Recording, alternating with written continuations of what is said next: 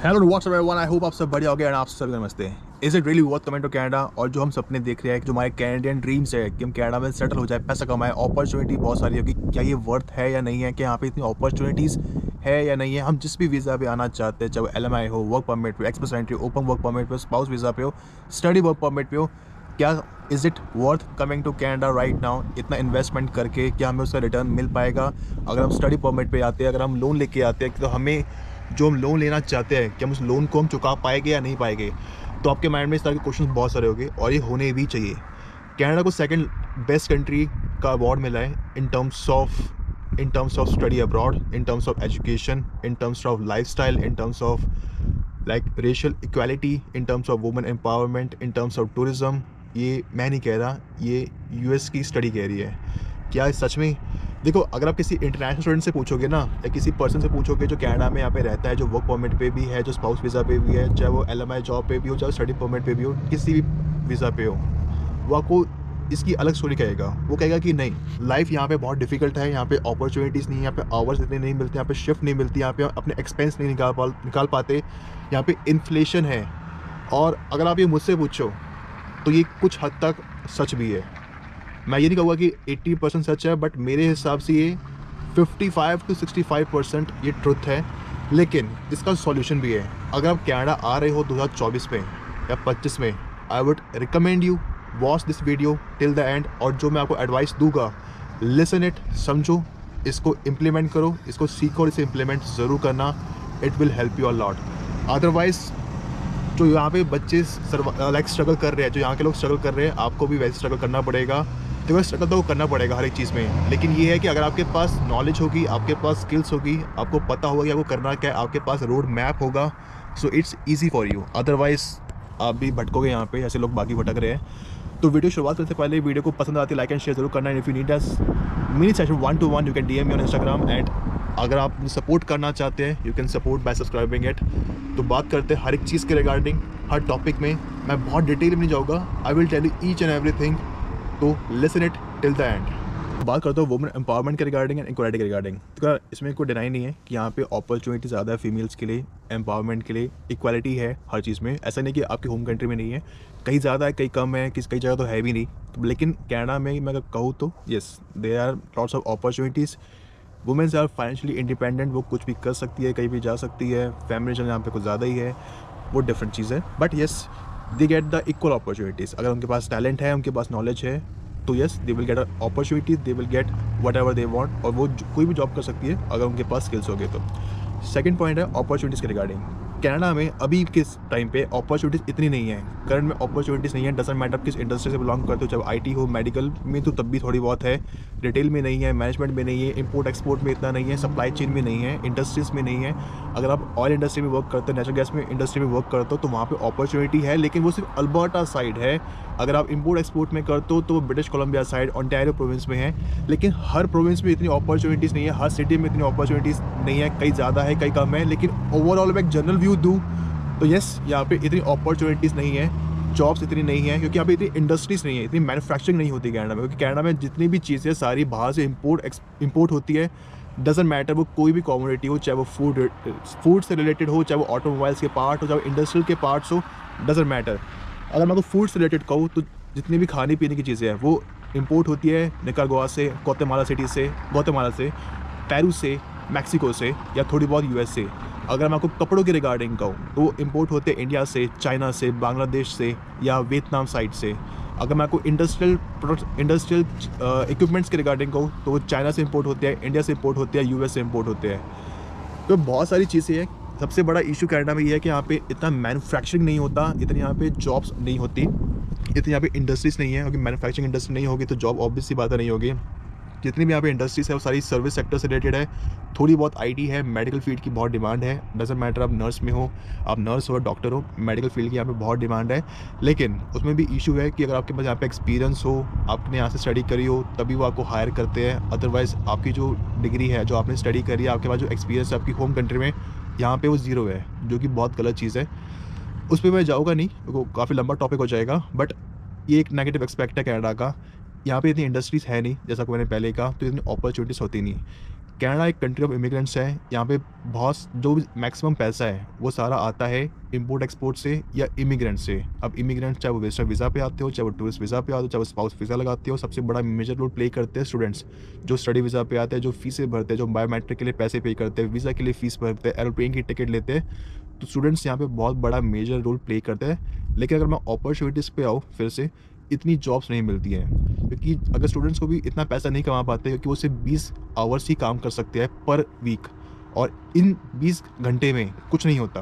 20 घंटे में वो अपने एक्सपेंस नहीं निकाल सकते, वो अपने रेंट अकोमोडेशन नहीं पे कर सकते, अपनी ग्रॉसरीज वो नहीं पे कर सकते, अपना वो पब्लिक ट्रांसपोर्टेशन के लिए इतना अफोर्ड नहीं कर सकते। ये तो भूल ही जाओ कि आप अपने सेमेस्टर की फ़ीस निकाल पाओगे, अपने नेक्स्ट ईयर की फ़ीस निकाल पाओगे, ये बहुत मुश्किल है। Study visa is one of the easiest way to come to Canada और to get into the Canada, but अभी के टाइम पे अपॉर्चुनिटीज़ नहीं है। इवन आप 20 घंटे के लिए भी आपको काम नहीं मिलता है, और कई कोर्स ऐसे भी होते हैं स्टूडेंट्स के पास जिनको 40 आवर्स पर वीक भी मिलता है, लेकिन वो उनको तब भी वो काम नहीं मिलता है। उसके लिए उसका एक ही सॉल्यूशन है, अगर आपके पास स्किल्स होंगे, जितना स्किल्स उतने ऑप्शन, उतनी अपॉर्चुनिटी, कम कंपटीशन। अब जितने मल्टी टैलेंटेड आप होगे उतना आपके लिए बेटर है। आई वुड रिकमेंड यू और advice you learn as much as you can. आप अपनी होम कंट्री में सीखो, वो बहुत सस्ता पड़ेगा। कनाडा में आके इम्प्लीमेंट करो, you will earn a good amount of money. आप अपनी सारी एक्सपेंसेस निकाल पाओगे, आप अपनी गाड़ी भी खरीदना चाहो EMI पे कर पाओगे, इंश्योरेंस भी पे कर पाओगे। अब स्किल्स कैसे, you can watch my other videos too, but मैं आपको फिर से रिपीट कर देता हूँ। लाइक मैकेनिक के, ग्राफिक डिज़ाइनिंग के, डिजिटल मार्केटिंग के, प्लम्बर के रिगार्डिंग, शेफ़ के रिगार्डिंग, कारपेंट्री के regarding, makeup artist, nail painting, hair stylist, barber के रिगार्डिंग। यू कैन, अगर आप कुकिंग में बहुत अच्छे हो तो आप टिफ़िन सर्विस भी स्टार्ट कर सकते हो। अपॉर्चुनिटीज़ बहुत है, आपको यहाँ पे क्रिएट करनी पड़ेगी। अपॉर्चुनिटी यहाँ पे कनाडा में इतनी नहीं है, लेकिन आपको अपॉर्चुनिटीज़ खुद क्रिएट करनी पड़ेगी, और आप क्रिएट तब कर पाओगे जब आपके पास नॉलेज होगी, जब आपके पास स्किल्स होगी। Beside this I would recommend you learn French. आपको ये हेल्प करता है पार्ट टाइम जॉब में भी, फुल टाइम जॉब में भी, और PR में भी। ये मैं कई वीडियो में बोल चुका हूँ, मैं इस वीडियो में भी बोल रहा हूँ। तो नेक्स्ट पॉइंट है, वो है क्राइम के रिगार्डिंग। देखो कनाडा में क्राइम इतना नहीं है, लेकिन क्राइम काफ़ी बढ़ गया है अभी के टाइम पे, अभी करंट सिचुएशन में। और क्राइम बढ़ने के कई रीजंस हैं। ड्रग्स यहाँ पे लीगल है, कैनबिस यहाँ पे लीगल है। अब उसके लिए पैसा चाहिए होता है, जब पैसा ही नहीं होगा तो लोग क्या करेंगे, लड़ाइयाँ करेंगे, थेफ्ट रॉबरी करेंगे, मर्डर करेंगे। तो क्राइम हर जगह बढ़ गया है, कहीं ज़्यादा बढ़ा है, कहीं कम बढ़ा है, लेकिन क्राइम है। उसके लिए मैं आपको एक ही चीज़ कहूँगा, लर्न मार्शल आर्ट्स। एटलीस्ट आप अपने आप को सेल्फ डिफेंड तो कर ही पाओगे। सबसे अच्छी बात यह है कनाडा की यहाँ पे गन लॉस नहीं, मतलब गन लॉस है, मतलब यहाँ पे गन लेना ईजी नहीं है एज़ कम्पेयर टू US, क्योंकि US में तो आप सीधा जाओ स्टोर पे, बंदूक लो, अपना ID कार्ड दिखाओ और हो गया। लेकिन यहाँ पे वो चीज़ नहीं है। This is the one of the best thing I think. ये जो सबसे अच्छी चीज़ है कनाडा में कि यहाँ पे गन लॉस काफ़ी स्ट्रिक्ट है। तो क्राइम इतना नहीं है, लेकिन कुछ जगह ज़्यादा है, कुछ जगह कम है, बट इट्स ऑल डिपेंड आप किस सिटी में हो। टोरंटो में ज़्यादा है, ब्रैम्पटन साइड ज़्यादा है, वैंकूवर में भी है थोड़ा बहुत, ज़्यादा नहीं है लेकिन है। और जगह भी है, लंदन साइड भी है, हैमिल्टन साइड भी है, सस्कातून सिटी के अंदर भी है, और विनीपेग में भी काफ़ी है। विनीपेग तो मर्डर सिटी है अगर कनाडा की, अगर मैं आपको सीधी और सिंपल भाषा में कहूँ तो क्राइम वहाँ पे कुछ ज़्यादा ही है। तो बाकी चीज़ें हैं। देखो यार, कनाडा में अगर आप आ रहे हो, एक रोड मैप ज़रूर लेके आना कि आप कनाडा में करना क्या चाहते हो। ऐसा यहाँ पे जॉब में नहीं है, बिज़नेस में। अगर जॉब में है तो IT फील्ड में है, और IT फील्ड में भी बहुत कम हो गया। उसका एक रीज़न है, क्योंकि यहाँ पे जितनी भी कंपनीज़ हैं वो कहती है कि हमें चीप लेबर चाहिए, बेटर क्वालिटी के लोग चाहिए, और ऐसे लोग चाहिए जो हमें सस्ते में काम कर सके, जो इंग्लिश स्पीकिंग भी हो। और ऐसे लोग कहाँ मिलते हैं? ऐसे लोग आपको मिलेंगे इंडिया में, वियतनाम में, और अलग अलग कंट्रीज़ में, या इवन मैक्सिको में भी। वो कहते हैं कि हमें चीप लेबर चाहिए। तो यार अब बात करते हैं लाइफस्टाइल के रिगार्डिंग। तो यार यहाँ पे लाइफस्टाइल मेंटेन करना करंट सिचुएशन में काफ़ी हार्ड हो गया है, क्योंकि लाइफस्टाइल आप तभी मेंटेन कर पाओगे जब आपके पास पैसे होंगे। और पैसे कैसे होंगे? जब आपके पास जॉब होगी। जब जॉब होगी तो पैसा कमा पाओगे, जब पैसा कमा पाओगे तो अपना लाइफस्टाइल मेंटेन कर पाओगे। सो इन करंट सिनेरियो में इट्स डिफ़िकल्ट। इवन आप बिजनेस ओनर हो तब भी डिफ़िकल्ट है, बट इट्स डिपेंड। अगर आपके पास अच्छी इनकम है, अब अच्छे लाइक किसी बिज़नेस के मालिक हो, आपकी इनकम अच्छी होती है, आपका प्रॉफिट ज़्यादा होता है, तो आप कर सकते हो। या मेडिकल फील्ड से हो, IT फील्ड में हो, आपके पास जॉब है तो ठीक है। और यहाँ पे मैक्सिमम बच्चे की बात नहीं कर रहा, स्टूडेंट्स हो चाहे वो वर्क परमिट पे हो, यहाँ पे जितने भी लोग हैं वो एटलीस्ट 2-3 जॉब तो करते हैं सर्वाइव करने के लिए। क्योंकि 2-3 जॉब करेंगे तो आराम से वो अपना रेंट, अकोमोडेशन, ग्रॉसरीज, बाकी सारे एक्सपेंस निकाल पाएंगे। Otherwise it would be very hard for you and for us also to survive in Canada. दूसरी बात करते हैं, इसकी जो नेक्स्ट टॉपिक है वो है ट्रांसपेरेंसी एंड करप्शन। तो यार करप्शन यहाँ पे कनाडा में इतना नहीं है, ट्रांसपेरेंसी यहाँ पे है, बहुत अच्छी चीज़ है। करप्शन यहाँ पे नहीं है, ये सबसे बड़ा प्लस पॉइंट है। लेकिन करप्शन यहाँ पे लो लेवल पे नहीं होता, करप्शन यहाँ पे होता है हायर लेवल पे, टॉप लेवल पे। मतलब जो पॉलिसी मेकर्स है, अगर आपको मैं सीधी सी भाषा में कहूँ, पॉलिसी मेकर्स है, वहाँ पे करप्शन होता है। आपको पता भी नहीं चला करप्शन कब हो गया। बट लोअर लेवल पे और मिडिल लेवल पे इतना करप्शन नहीं होता और ट्रांसपेरेंसी है, जो कि बहुत अच्छी चीज़ है। जो नेक्स्ट टॉपिक है वो है ईज़ी पीआर।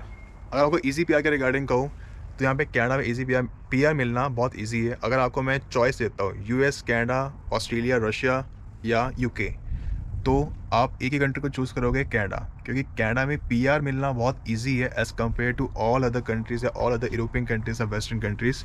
क्योंकि यहाँ पे पीआर के डिफरेंट पाथवेज हैं। जब आप रिफ्यूजी बन के आते हो तब भी बहुत इजी है। अगर आप किसी पर्टिकुलर प्रोविंस में जाते हो, like Saskatchewan, Manitoba, new Brunswick, Nova Scotia, आप वहाँ पे SINP में फाइल लगा सकते हो, MPNP में फाइल लगा सकते हो, एक्सप्रेस एंट्री में फाइल लगा सकते हो, PNP में फाइल लगा सकते हो। अगर आप स्टडी परमिट पे आते हो तो आप 1 ईयर का कोर्स यहाँ पे लेते हो, आप 1 ईयर के अंदर आपको वर्क परमिट मिलता है, तो विदिन 2 ईयर्स के अंदर आपको पीआर भी मिल जाता है ऐसे प्रोविंस में, लाइक सस्कैचुअन, मैनिटोबा में। अगर आप ओंटारियो जाते हो, वहाँ पे अपॉर्चुनिटीज़ बहुत सारी है। ब्रिटिश कोलंबिया में अपॉर्चुनिटीज़ काफ़ी है, क्यूबेक में भी है, लेकिन वहाँ पे पीआर मिलना बहुत मुश्किल है। वहाँ पे CRS स्कोर काफ़ी हाई जाता है। वहाँ पे पीआर के लिए पॉइंट्स नहीं बनते, तो इसलिए बहुत सारे बच्चे चूज़ करते हैं कि ऐसे प्रोविंस में जाओ जहाँ पे पीआर मिलना बहुत ईजी है। इसलिए अगर किसी को जल्दी सेटल होना है किसी फॉरेन कंट्री में, किसी वेस्टर्न कंट्री में, तो चूज़ करता है कि कनाडा को चूज़ किया जाए, क्योंकि कनाडा में पीआर मिलना बहुत इजी है। अगर पीआर एक बार हाथ में आ जाता है तो एटलीस्ट एक माइंड से बहुत बड़ी टेंशन निकल जाती है कि अब मेरे पास पीआर आ गया, अब मैं घर खरीदना चाहूँ, मैं बिज़नेस करना चाहूँ तो मैं कर सकता हूँ। क्योंकि अगर आप घर खरीदते हो, बिज़नेस करते हो और आप पीआर होल्डर हो, तो आपका बहुत सारा टैक्स बच जाता है। अगर आपको आगे के लिए स्टडी भी करनी है, अगर आपको अपनी फैमिली बनानी है, अगर आपको अपने फैमिली वालों को बुलाना भी है, तो काफ़ी कुछ चीज़ें ईजी हो जाती है अगर आप पीआर होल्डर हो या कैनेडियन सिटीज़न हो। एंड पीआर कनाडा में मिलना बहुत ईजी है, इसलिए बहुत सारी इमिग्रेंट्स की फर्स्ट चॉइस होती है कि वो कनाडा आए। तो अब बात करते हैं स्टार्टअप बिजनेस के रिगार्डिंग। कनाडा में स्टार्टअप करना इजी है, इवन गवर्नमेंट सपोर्ट करती है, लेकिन उसके लिए भी आपको बहुत बड़ा $10 मिलियन का आपको फंड चाहिए होता है, depending upon business to business and depending upon आप किस प्रोविंस में आप स्टार्ट करना चाहते हो। ऐसे प्रोविंस में स्टार्ट करोगे जहाँ की पॉपुलेशन बहुत कम हो, जहाँ पे पीआर फ्रेंडली लाइक प्रोविंस हो, लाइक सस्कैचुअन हो गया, मैनिटोबा हो गया, न्यू ब्रंसविक हो गया, तो इवन वहाँ की कम्युनिटी, वहाँ की प्रोविंशियल गवर्नमेंट आपको हेल्प करती, सपोर्ट करती कि आप अपना बिजनेस यहाँ पे स्टार्ट करो, आप यहाँ पे इन्वेस्ट करो। लेकिन यहाँ पे प्रॉफिट कमाना, इन्वेस्टमेंट का रिटर्न पाना बहुत डिफ़िकल्ट है। बाकी यार देखो, कनाडा आ रहे हो, बिल्कुल आओ, सोच समझ के आओ, रिसर्च करो कहाँ जाना है, क्या करना है, इम्प्लीमेंट करो, स्किल्स बहुत सारे सीख के आना। डजंट मैटर आपकी एज क्या है, डजंट मैटर आप किस फील्ड से बिलोंग करते हो, it will help you out. आपके पास जितनी डाइवर्स इनकम होगी उतना आपके लिए बेटर होगा, ये मेरा एक्सपीरियंस कहता है। तो लास्ट पॉइंट है वो है इन्फ्लेशन के रिगार्डिंग। कनाडा में इन्फ्लेशन अभी बहुत ज़्यादा है, लास्ट 1 ईयर से 2 ईयर से, अभी अगले 2 साल भी रहेगा। यहाँ पे कमोडिटीज़ का प्राइस बहुत बढ़ता जा रहा है, कोई फिक्स प्राइस नहीं होता कनाडा में, MRP नहीं होता, मीन्स मैक्सिमम रिटेल प्राइस नहीं होता जैसे इंडिया में है, बाई कंट्रीज़ में है। कोई भी कमोडिटी, कोई भी रिटेलर, कोई भी सेलर अपने हिसाब से प्राइस बेचता रहता है, कभी कम बेच दिया, कभी बढ़ा दिया। मैं आपको अपना एग्जांपल देता हूँ। मैंने एक ब्रेड ली थी सेम कंपनी की, डम्स्टर्स की, जो मैंने ली थी कोऑप से, वो मुझे पड़ी थी 5 दिन पहले $2.99 की। मैंने वो ब्रेड परसों भी ली थी, same company, same quality, same quantity, वो मुझे ब्रेड पड़ी $3.19 की। वो ब्रेड मैंने कल भी ली थी, वो ब्रेड मुझे पड़ी same company, same quality, same quantity, same जगह से, वो ब्रेड मुझे पड़ी है $4.99 की। अगर आपको लगे कि या तो $1 बढ़ रहा है, $2 बढ़ रहा है, $2.50 बढ़ रहा है, अगर आप वही ब्रेड एक महीने में 10 बार लेते हो और ऐसी डिफरेंट आइटम्स आप 10 चीज़ें लेते हो, 12 चीज़ें लेते हो, और हर किसी में $2, $2.50, $3 का ऊपर जा रहा है प्राइस, तो ये अमाउंट बहुत बड़ा हो जाता है। कहते हैं ना, बूंद बूंद से घड़ा बढ़ता है, तो ये वही वाली चीज़ है। $2 कर करके ये $200-250 एक्स्ट्रा हो जाते हैं, और उनके लिए तो बहुत इशू है जिनके पास जॉब नहीं है, जो स्टूडेंट्स हैं, क्योंकि उन्हें बहुत सारी चीज़ें निकालनी पड़ती है। अगर जॉब नहीं होगी तो पैसा कमा नहीं पाओगे तो टेंशन में, डिप्रेशन में, एंग्जाइटी में रहोगे, रेंट अकोमोडेशन पे नहीं कर पाओगे, अपने एक्सपेंस निकाल नहीं पाओगे। So it's difficult to survive here in Canada. But actual में कहूँ, इट्स डिफ़िकल्ट। बट अगर आपके पास टैलेंट है, आपके पास स्किल्स है, आपको पता है कि पैसे कैसे कमाया जाता है, and if you follow me from last 2-3 months, तो आपको पता होगा कि आपको क्या करना चाहिए, कैसे करना चाहिए, कहाँ जाना चाहिए। I would recommend you watch my other videos, and if you need a mini session 1-to-1, you can DM me on Instagram. तब तक के लिए goodbye, have a great day, enjoy life, take care.